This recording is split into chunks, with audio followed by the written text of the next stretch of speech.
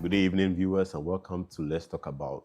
Let's Talk About. We discuss challenges, problems, and anything that deals with the Christian life and society. And today, we have a very interesting topic. Since we're in Breast Cancer Awareness Month, we're talking about touch and tell, know your normal, understanding what's the basic structure of your breast is for yourself. And we have a wonderful guest with us. Her name is Dr. Nancy Rosa Saba from the Trust Hospital, a medical officer, if I'm right, yes. So she'll be taking us through today's discussion. She'll be guiding us and giving us more information. And I'm your host, Kelvin George Hansen. Well, if you have any questions, comments, contributions that will aid us or bless other viewers, please share it on our YouTube and Facebook channel. That's Trinity United Church Legon. I repeat, Trinity United Church Legon, both on Facebook and YouTube. Doctor, welcome. Thank you, Kelvin. I may be calling you doctor throughout the whole program. No problem. Yes. So let's talk about breast cancer in general. Okay. The topic is know your normal. What does that mean? What's that concept about? Okay. I believe know your normal is stemming from the fact that for everything you can have an original, you can have an imitation. Not to say Okay. there are imitations on your body, Yeah. but in medicine we have what we call gross anatomy. Okay. And gross anatomy basically gives you a reference for what the parts of the body normally look like with the naked eye. Okay. So gross anatomy Yes. gives you a reference of what the part of the body looks like with the naked eye. With the So what we naked see. eye. What you see. Okay. Okay. The reason I used reference is that even though that's what it tells you what the normal parts of the body, what the parts of the body should look like normally. Yeah. When you go from individual to individual, you realize that there are some slight variations from one person to the other. Okay. So even though the structure is normal, you might see some slight minimal variations, maybe the position of one part or the shape of one part or the color of one part. So I believe know your normals is in reference to this, that you should know what is normal to you. Okay. So that since we are talking about the breast, when you see the shape of someone's breast and it doesn't look like yours, you wouldn't say that your breast is not normal. Yeah. Okay.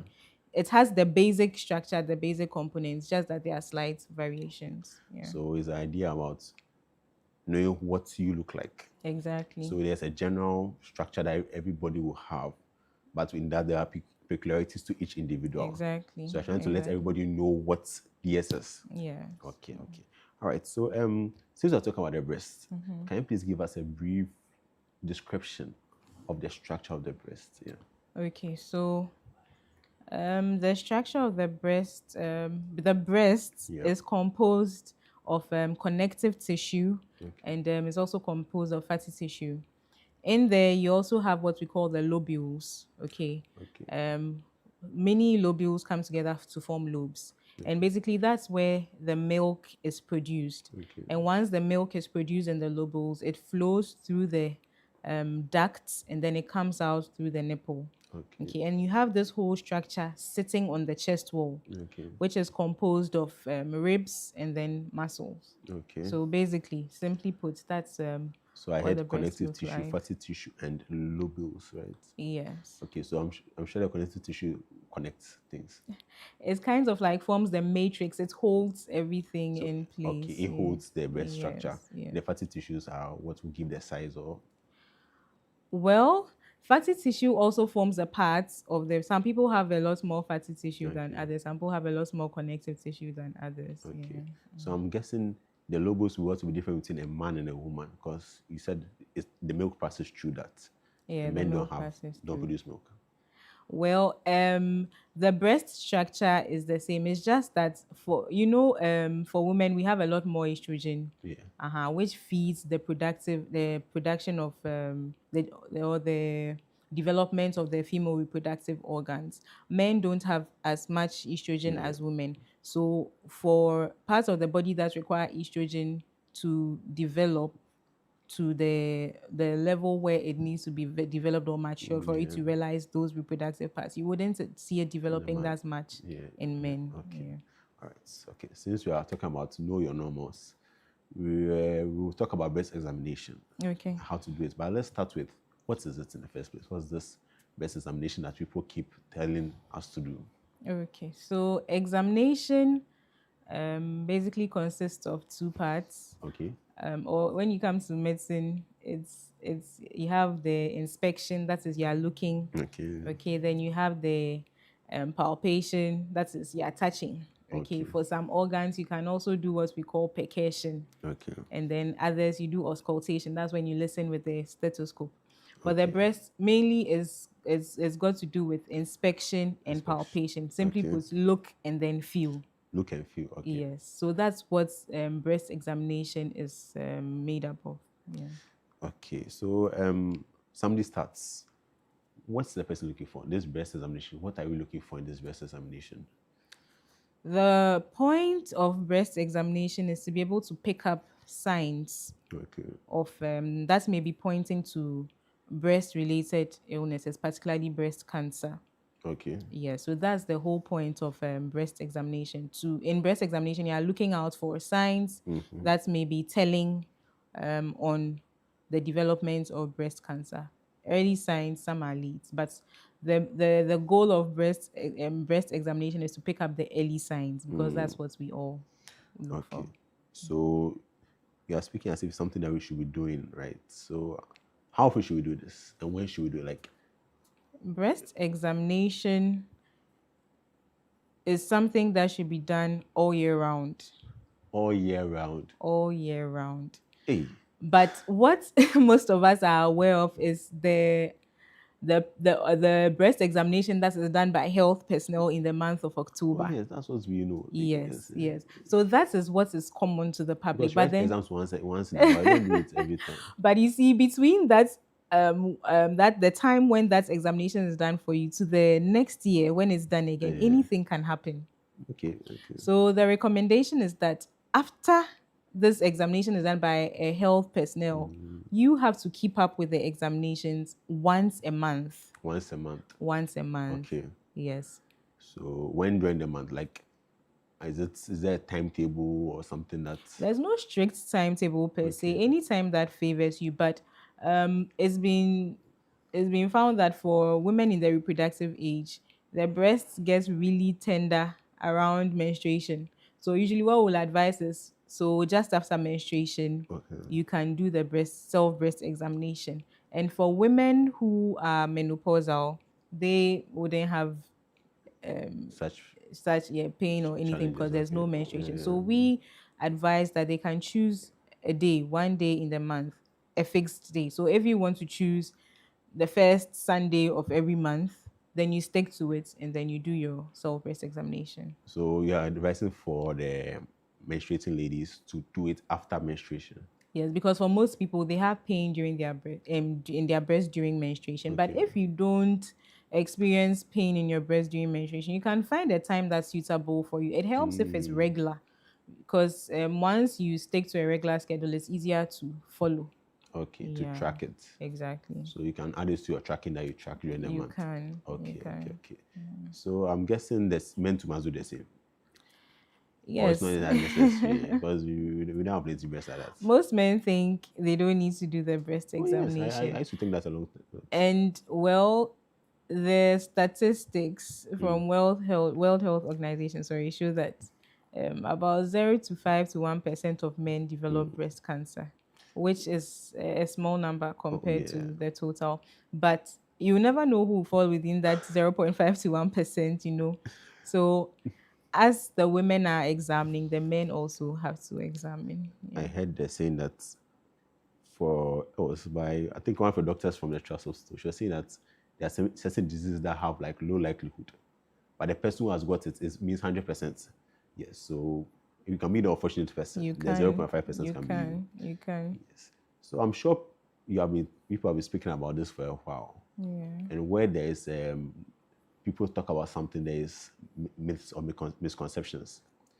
Can you share any of them with us about breast examination that you've heard about? About breast examination? Yeah. Okay, for me, the common statement you hear when you tell people to do the self-breast examination is, oh, there's nothing wrong with me, I'm fine. Oh yes, there's nothing in my breast. I speak in faith. So why should I? Check yourself. Exactly. Yeah.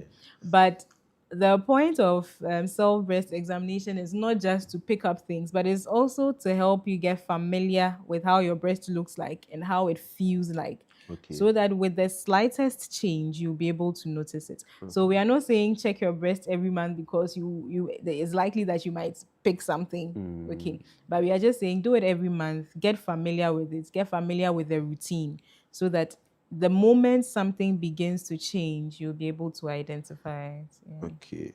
So, if for example, I've heard of stories where it's the men that catch there's something wrong with their wife's breast. So that means the men to show examine their wife's breast. Are you advising that? Well, the thing is, they may not have the clinical expertise, but they may pick something up. They may detect that I'm feeling this lump here, which I didn't feel there before. Okay. So most of the time, that's how some women, that's how men help their wives detect that something is wrong, because they end up feeling something there which was not there previously. Yeah, but for the expertise, they may not have it, but using their layman knowledge. So they know they are normal. Yes, they know they are normal. All right. So let's get straight to it. Can you please just give us a description of how this thing is done? Because maybe somebody's watching, she's like, okay, I've been told, I have not done before. I'm a man, I've never done before. How do I do this best self-examination? Like a basic description, what it entails, yeah. Okay. So like I said in the beginning, it comprises two parts. That's the look and then the feel. Look and feel, yep. So to start with, you'd want to stand in front of a mirror. Okay. Expose the upper parts of your body because you need to see the breast. Okay. And as you're looking in the mirror, you're looking out for signs that may be pointing to breast cancer, or you're looking out for anything that was not there before. Okay. So basically, there are some signs or symptoms that we ask people to look out for. One of them is the nipples. Okay. If previously your nipples were pointing outwards, but now they are pointing inwards, that's what we say inverted nipples. Okay. Then it's something you should follow up on.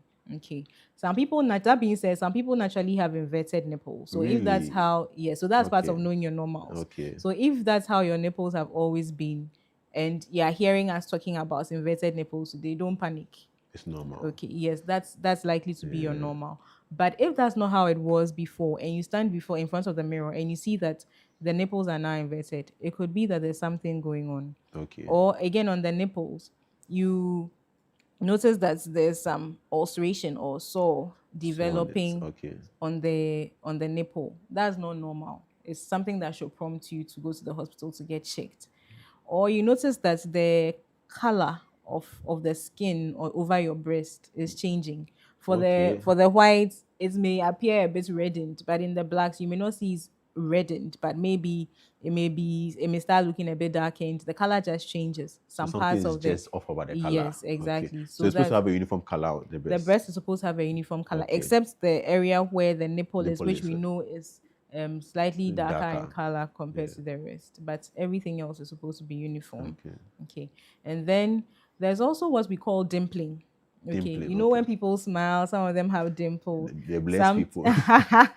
Sometimes you can see that on the breast, but we don't want to see dimpling on the breast. Oh, okay. Dimpling on the breast is not a fashion statement. It is a sign that there's something going wrong. Maybe I'm smiling so much it has reached there. So dimpling is like when the skin goes in. When it goes, like there's an indentation. So when you see that on the breast, you shouldn't sit at home with it, because it could mean that there's something in the breast which is pulling on the skin. That's why it's now dimpled. Okay, so if you see something like that, you shouldn't sit at home with it. All right. So these are some of the things you'll be looking out for. Okay, not to forget the size of your breast. Okay. What we call breast symmetry. Okay. Sometimes, for most women, you have one breast being slightly bigger than the other. And that's normal. Okay. But if you notice that one breast is way bigger than the other, until it's proven normal. You shouldn't stay at home with that. Wow. Okay. I've also heard something about the armpits. What's it called? The axillary tail of the breast, or the axillary lymph nodes. Yeah, you know the terms. Okay, so for some women, they have what you see as, some colleagues like call it extra flesh in the Okay. armpit. So when they stand, you can see some extra flesh folds there. That's the axillary tail of the breast. You have breast tissue extending all the way into the armpit, and for that one you can see. Okay, and then you move on to the feel or the touch.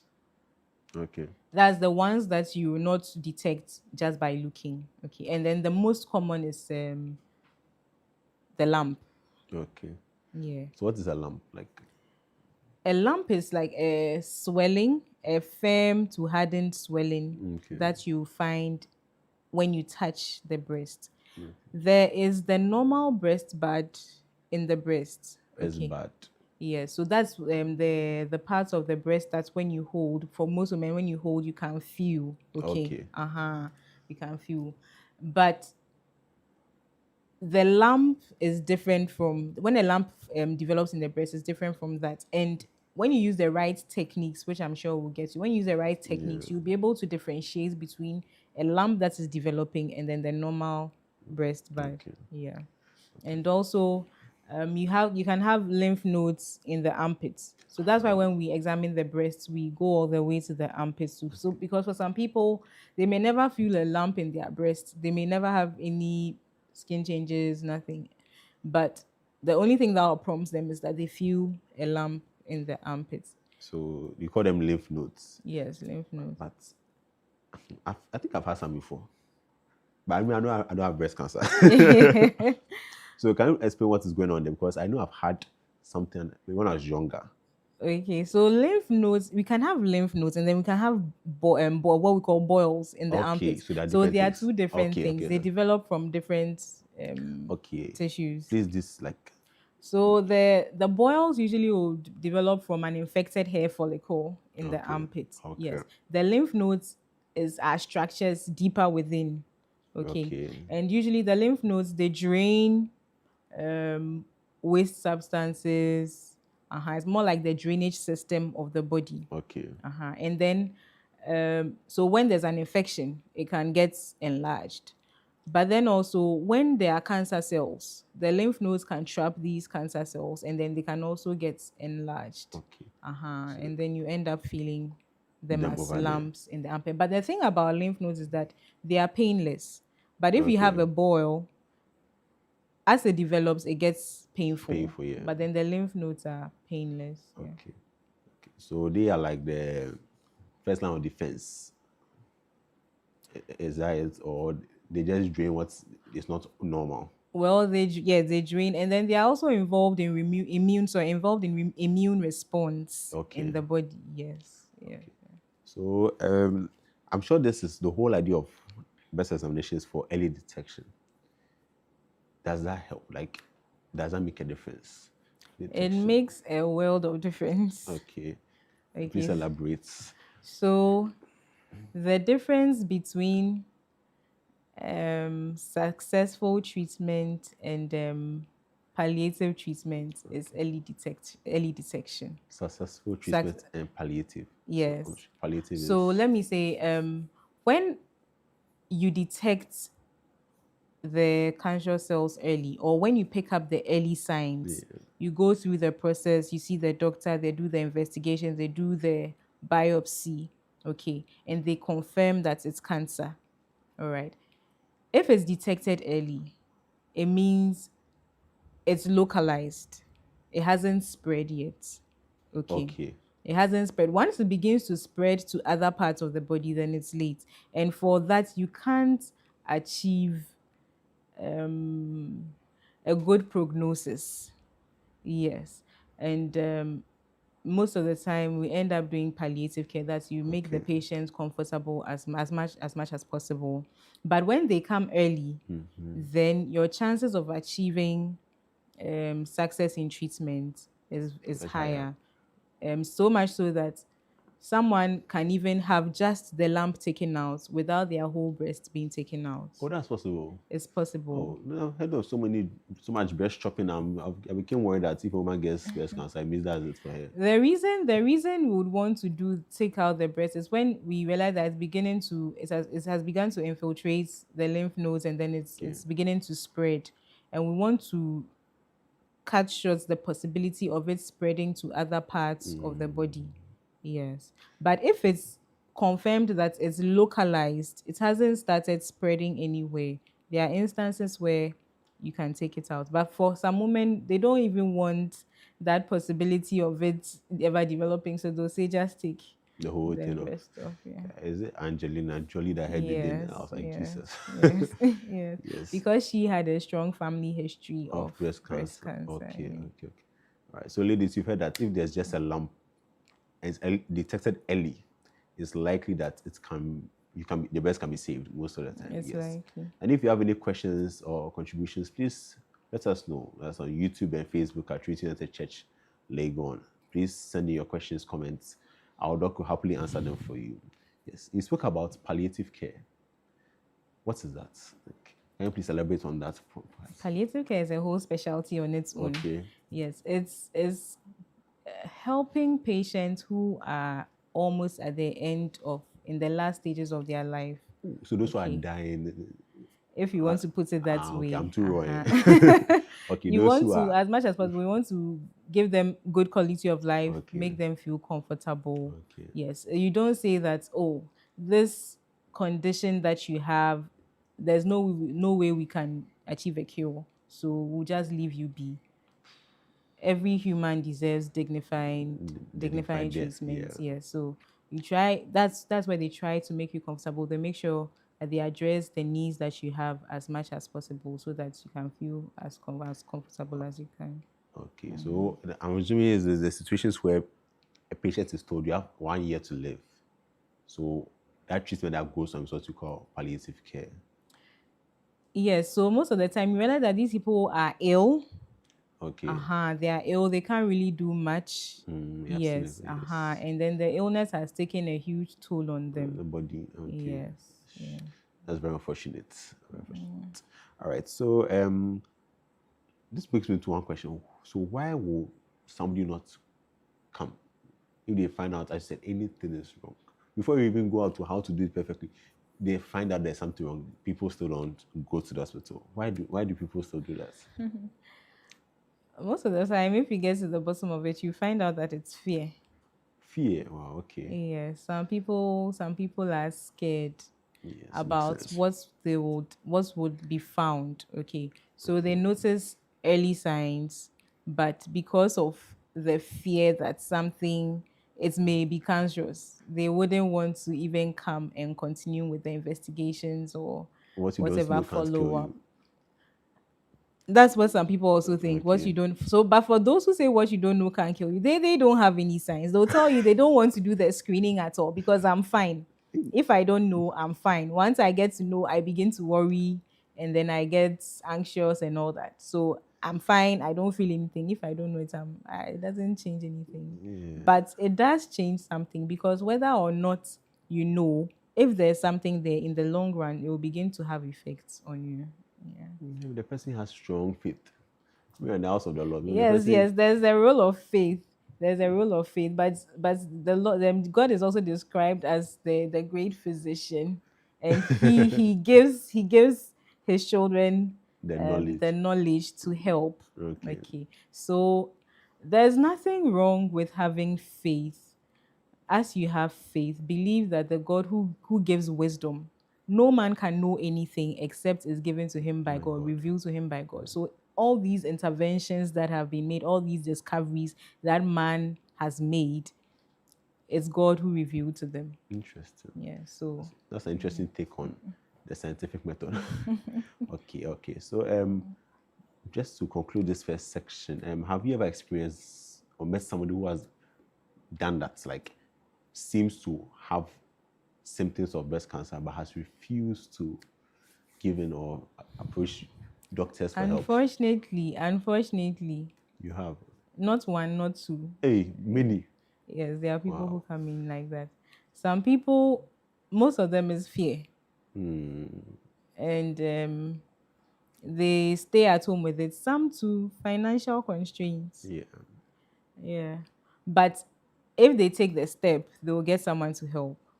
Okay, but for most people, it's the fear, and then by the time they come in, the breast has developed big sores or ulcers, like you call them.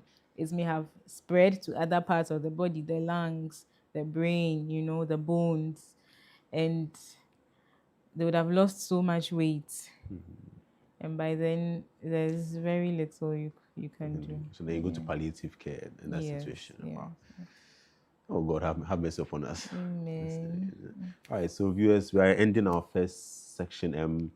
Please join the break. If you have any questions, please do share them with us. And if you know somebody who's not watching, please invite them. Share the link, as we already know. Share the link. Knowledge can save, as she said. Knowledge can save. So please share the link. Let everybody know what is going on here, and then they get educated, and you might actually save a life. So we'll be back. We'll go for a short break. We'll be back.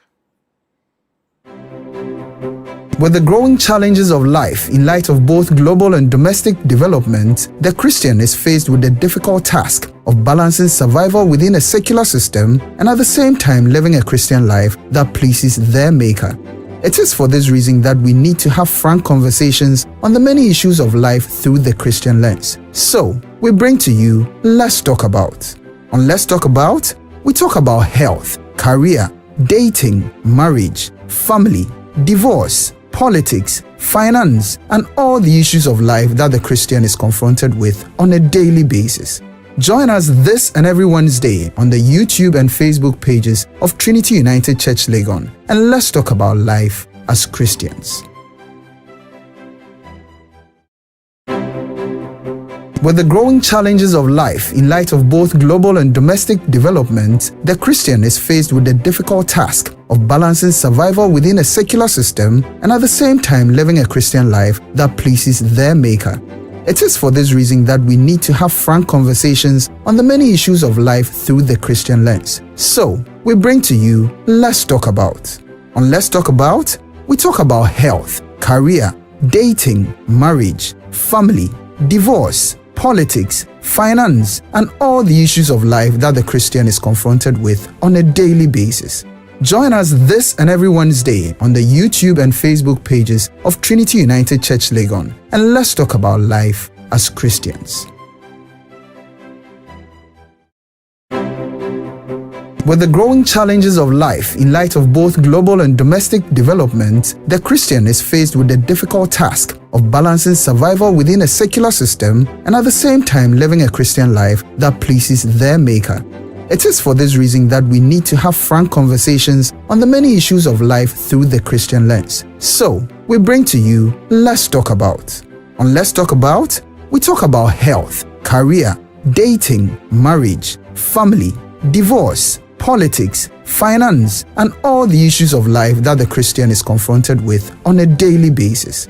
Join us this and every Wednesday on the YouTube and Facebook pages of Trinity United Church Legon, and let's talk about life as Christians.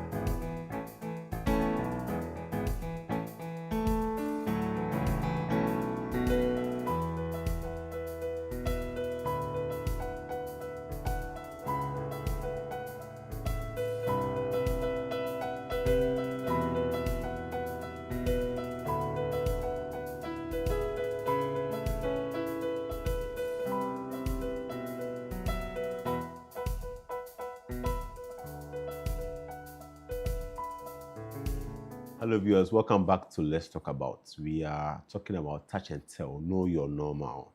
And I'm joined by Dr. Nancy Rosa Saba from the Trust Hospital. Yes. She has been telling us a lot about breast cancer, what the necessity for examination, why should you examine yourself and all that. Now we're going to go to practicals. Some people like practicals. So today we're on the practical session. So Doc, please show us how to do this self-examination thing. Okay, all right. So like I mentioned in the first section, it comprises the feel and then the look. All right. Yes. So the feel we've already run through Yes. it. Okay. You stand in front of the mirror, expose the upper part of your breast, and look out for the signs we mentioned. Yeah. All right. And then you move to the second part, which is the feel. The feeling. Okay. And this can be done either in the sitting position, in the standing position, Okay. or when you lie down. Flat on your back. Flat on your back. Okay. Okay. But some people, for those whose breasts are quite voluminous, you may want to lie down so that it's easier to maneuver. Okay. All right. Then you start with either one, the left or the right. If you are going to do the left breast first, you put your left hand behind your head, and then you use the right hand. Okay. What you need to take note of is that you are using the flat part of your fingers, not the tips. Because if you use the tips, you might end up picking on the breast bud that is in the breast. Okay. So you use the flat. So you use the flat surface of the palms. You keep your 4 fingers together. Okay. And then you start. So let's say we are doing the left. Okay. You can do it with me. Okay. Yeah. So you I'm start for the gentleman. for the gentleman. Okay. You start from the outer part of your breast. Okay. So you can start from beneath the collarbone. Okay, this part. Okay. Yes. Now we are going to move round in a spiral fashion. Okay, like a mosquito coil. And so you get to the nipple. That. Okay. Okay. And as you are moving, you don't lift and drop. You slide your hands round. So am I going around or just on the top? You are going around. Okay, like around. And then you want to press the breast against the chest wall. Okay.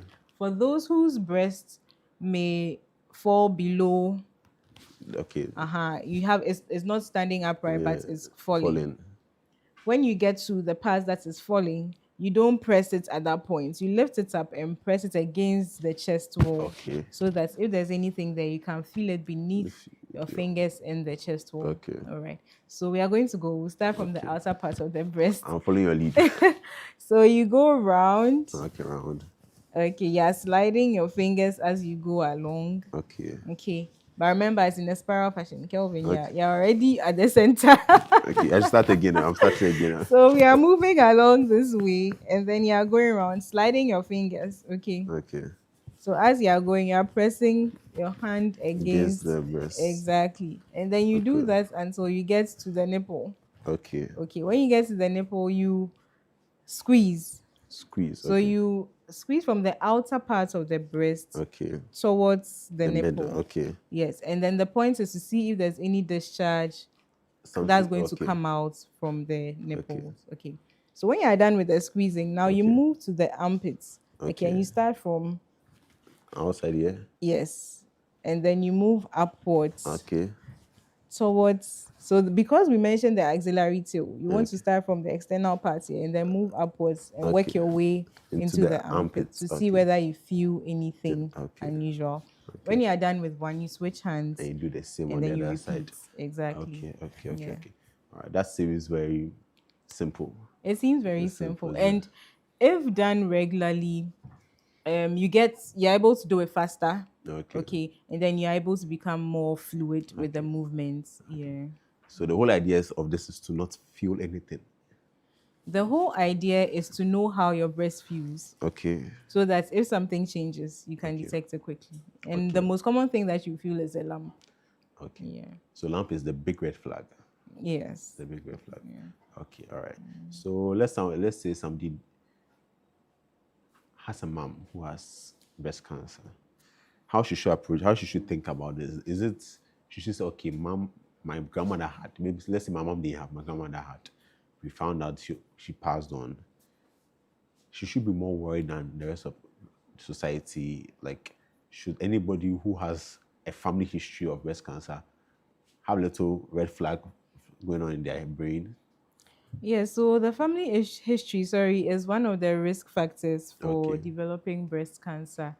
And once we usually say a first degree relative, That like a first refers. degree relative meaning a mother, a sister, or maybe yes, your grandmother. Okay. Okay, following in that So in your line. bloodline. Yes. Okay. Uh-huh.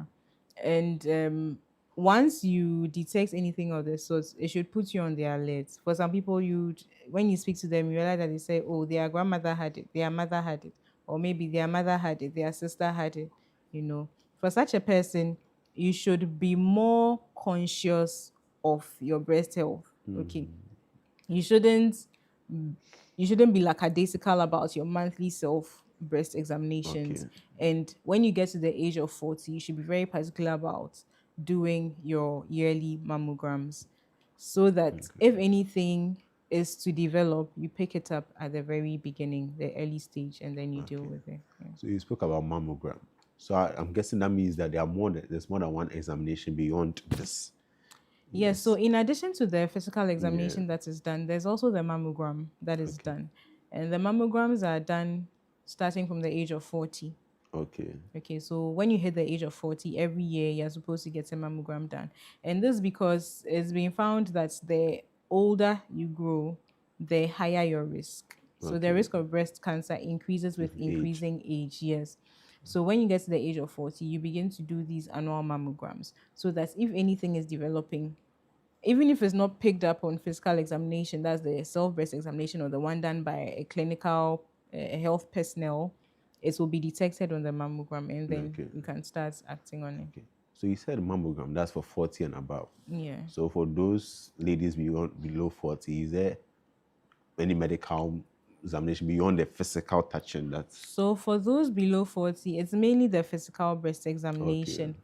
But for them, if they notice anything unusual, any sign that is not normal to them, they will do what we call a breast ultrasound. Okay, breast ultrasound. What's that? So it's like a scan. When you say I'm going for a scan, the way they scan the abdomen Okay. is the same way they scan the breast. Yeah. Okay. A friend told me that, I don't know if the examination or the scan, but one of them, she finds it very painful. I don't know if that's normal. The physical examination can be painful if it's done around the time where the breasts are tender. Okay. And some also experience pain during the procedure. That's when the mammogram is being taken. Okay. The breasts are put between two plates. Okay. And then there is like an X-ray of the breasts. It's taken. So for some people, the process of putting the breast between the plates is what causes them to experience discomfort. So I'm guessing the plates are rather narrow. Well, when you say narrow, I wouldn't know. You put the breast in and then you close it. Okay. So it's not like you are forcing it into a space. Okay. I have a question from a viewer. She says, I feel weird and uncomfortable when doing a self-check. It sometimes feels painful. What do I do and what's your advice? Okay, so if she can take note of the time when she experiences the pain. Okay. So like I mentioned earlier, most females would experience some heaviness, tenderness in the breast around menstruation, maybe around ovulation. Okay. So if she's able to track or study and realize that the tenderness occurs around either menstruation or maybe ovulation, then as much as possible, she should refrain from doing the examination around this time and do it after when the pain subsides, because pressing on the breast when it's already tender would generate more pain. Some pain. Okay. So wait till after the period, then you try again. I'm sure if there's still some discomfort, she must go for checking. If the discomfort is excessive or unusual, or it's outside the usual cyclical pain that you experience, then you should report to the hospital. Okay. All right. So I'm guessing a quite a percentage of our viewers are between the ages of, let's say, 20 and 40. But this is the time to where you enjoy life. Like, this is the time to chill. You understand? But of late, when they chill, they tell us that we shouldn't chill too much because it will affect your health and all these things. So, what can you tell us about the lifestyle we live at this youthful age and how it affects the chances of breast cancer? Breast cancer, okay. So you can, by all means, have fun, but be cautious. Cautious fun. Whilst you're having fun. Particularly, people tend to get carried away. They binge on alcohol, quaff down a lot of oily, fatty foods.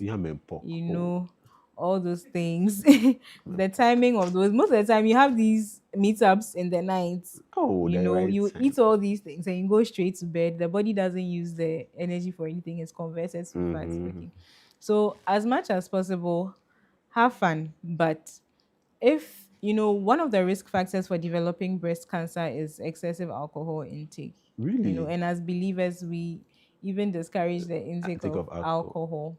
Yeah. So some disagree, but some disagree. But generally, recent studies coming out are showing that alcohol is having devastating effects on almost every organ in the body. Really? Wow. Yes. So is it the liver? That's no, not just the liver. Okay. But recent studies are showing that even little amounts of it, the way they think there are recommended amounts you can take in a week at a sitting. But studies coming up are showing that alcohol intake is having effects on almost all the organs in the body. So when you look at cancers, for almost every cancer that we talk about, you'd find excessive alcohol intake being one of the risk factors. Wow. Okay. Yes. And it's because it's been found to damage the DNA. Alcohol damages the DNA too. Yes. So and cancers develop when there's defects in there's a control in the process of cell metabolism and all that. But when that's pathway or that control is defective, then you have cancer developing. So it's been found to be implicated in most of the cancer. As much as possible, have fun, stay away from that. Eat healthy, okay? Avoid the oily, fatty foods, junk food. Eat healthy fruits, vegetables, whole grains. Exercise, okay? These are ways you can keep healthy and reduce your risk. All right. Dog, this one you sports the Friday plan, so you sports me. Oh, obvious are like you. Not for the men, we say, okay, fine, I may not get breast cancer. But this alcohol bombshell job on us, that means anybody, once you drink alcohol, you're going to be sick. It doesn't necessarily mean that you definitely be sick, you are very likely. It's a caution. It's a word of caution, yeah. Then the community can't drink the alcoholic wine again. How often do you take the communion? Some people do daily. You want to remember Jesus daily. Okay. Maybe you can get the non-alcoholic form for that one. The juice, okay. Right. So now in the technological age, digital age, a few years ago I was in a group study and I saw a lady play on the phone. I saw red. I thought she was playing a game. No, she was tracking her period. And the thing was like a game. So game-like. As I said, I'm checking my period. I was like, wow, this is how far we've reached. Yeah. So are we there for breast cancer as well? Is there some application or something that can help ladies or gentlemen better understand or even track if they are getting diagnosed with that? There are a number of apps that seek to educate and offer some form of support. Okay. Yeah, locally here in Ghana, we have the Bisayen project.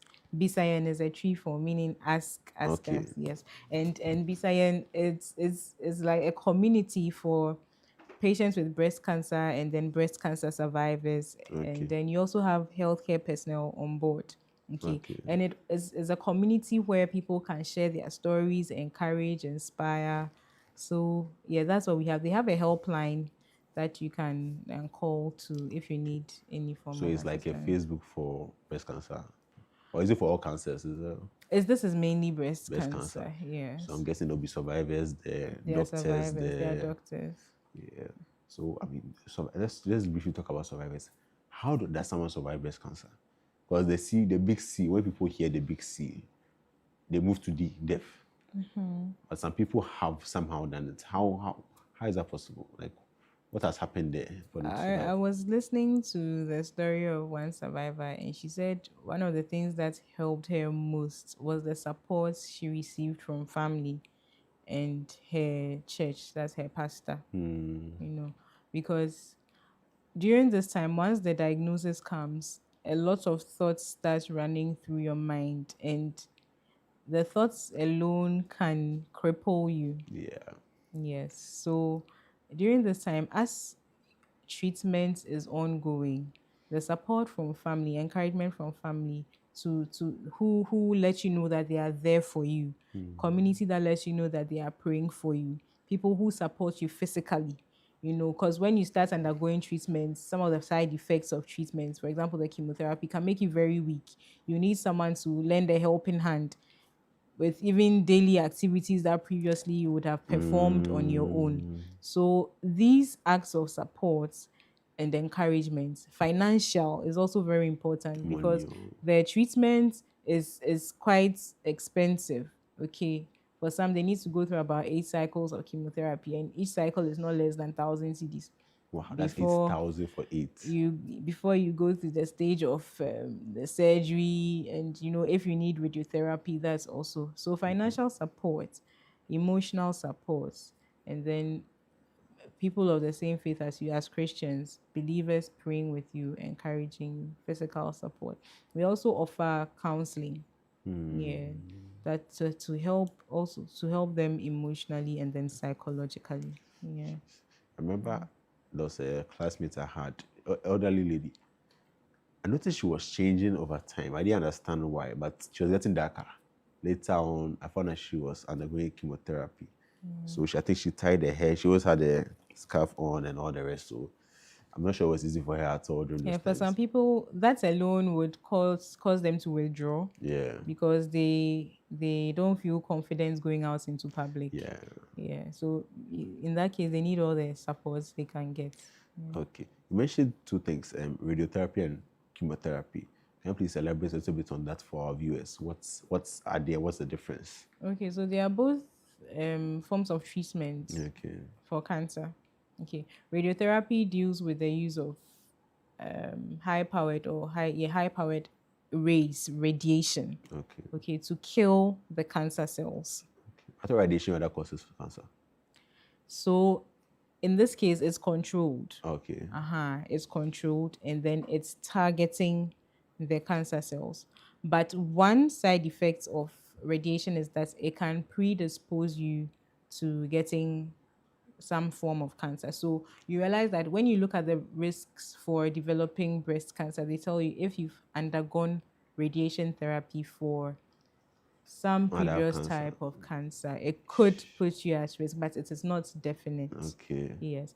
In as much as there's a risk, it also plays an important role in killing the cancerous cells. For breast cancer, we do what is called the external beam therapy. It's localized.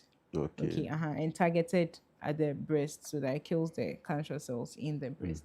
And for chemotherapy, it's more like some systemic medication that is given systemically. It's like a drug?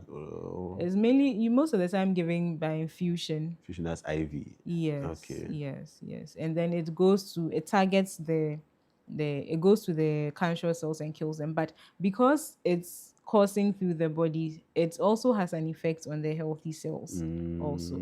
So during this time, you need to make sure, as much as possible, make sure that your immune system is strong so that it can deal with the effects of the chemotherapy. So I'm guessing the chemotherapy that makes people weak, not radiation therapy. Chemotherapy is what most of the time makes people weak. Yeah. Okay. Wow. This is not a small joke. Because even one of your treatments or the treatments available can also may lead to another form of cancer. Yeah. I wanted to finally ask, if you were to meet somebody, a young lady who says, okay, I think I have cancer, or I felt a lump, what advice will you give her? What can you tell the young ones? Because I'm sure some will go to examine themselves right now.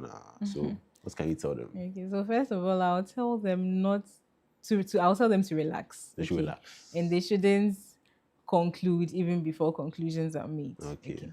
So, because the only way breast cancer is diagnosed is after a sample or a biopsy is taken, and then it's looked under the microscope, and then they're able to detect that the cells that they are looking at are cancerous. Anything before that is a suspicion. Okay. Is a suspicion. There are other lumps that could be present in the breast that are not necessarily cancerous. Okay. So if by any means you felt something in your breast, don't panic. Don't begin to cry and think that your world has come to an end. Go to the hospital. Let's take you through the process. Let's do the necessary investigations, and then we can come to a diagnosis. Okay. Right. So I heard just yesterday that the more or if a woman is pregnant more often, she has a lower chance of getting breast cancer. So is that what today? I think like they should get pregnant younger. Okay, I guess where you're coming from. Yeah. So it's been found that the reason they say that is pregnancy actually breaks the cycle of the body's exposure to estrogen. Okay. So it's not like the pregnancy itself during that period you're pregnant is going to protect you during that instant, so that maybe whilst you're pregnant there's no chance of, or there's a very low chance of breast cancer developing. Okay. People who are pregnant can also have breast cancer developing. It's just that particularly what we say is having your first pregnancy before the age of 30 is what confers some form of protection or before reduces 30, your risk of developing breast cancer. Okay. Yeah. So before 30 is better. If you go after 30, then you have a higher risk. I won't say higher risk. There's a risk. But it's not definite. Okay. That, yeah. You want to be diplomatic about it? Well, we can't say it's a higher risk. Okay. It's a risk. Yeah. Okay. All right. So thank you so much. Yes, so much. We've learned so much. We are very grateful. There's younger ladies watching, beyond even the 20 or maybe teenagers and the rest, who are also a little bit confused. A little short word for them before we close. Okay, so what I'll say is, if you're watching us today, don't be afraid or don't be scared of doing your monthly self-breast examinations, because it's only when something is detected early that we can have good prognosis and good outcomes. So by all means, do your monthly self-breast examination. If you find something, don't panic and don't hide it. Don't keep it to yourself. Rather seek help. Okay, in seeking help, you're seeking your own well-being. And then it also shows that you're concerned about the well-being of your loved ones. Because I always tell people that when you want to keep these symptoms or signs to yourself because you're afraid, in the long run, it's going to manifest fully. And the people you love are also going to suffer from that, the heartbreaking news that, oh, it's too late, there's not much we can do. So if you really care about your loved ones, if not for anything at all, think about them and take that bold step and get checked. Yeah. Thank you, Doc. You're welcome. You heard there, or get checked. Don't be too timid, don't be too shy. Come out. If there's any challenge, it will be dealt with at the beginning, because early detection saves lives. All right. So viewers, thank you for today. We thank you for joining us on another episode of Let's Talk About. We learned so much. I hope we actually practice the examination, the self-examination, monthly basis for ladies after your menstruation, ideally, for gentlemen at a regular interval. Let's try to do. Let's be intentional about it. This is the month where we create awareness. But between October and the next October, anything can happen. So be active about it. Test yourself, examine yourself, and consult your doctor if there's anything wrong. And hopefully everything will be fine. Well, thank you for joining us. We've had a good time. I've been Kelvin George Hansen, and I've been joined by Dr. Saba. Have a good night.